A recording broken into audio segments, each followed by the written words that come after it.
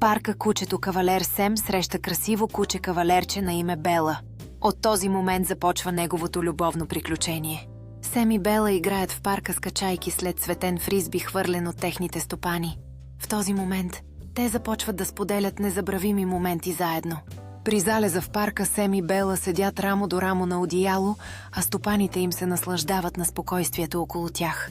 Техният уникален момент е изпълнен с любов и радост.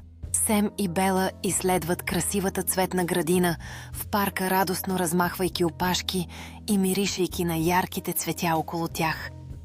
Игривата им енергия подчертава тяхната нова връзка.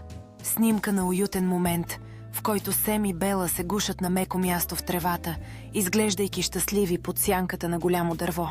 Играчките им звуци радват всички около тях. Сем и Бела седят на пейка в парка, наблюдавайки как деца играят наблизо, а в очите им се чете любопитство и радост. Техният миг на спокойствие носи дълбоко приятелство.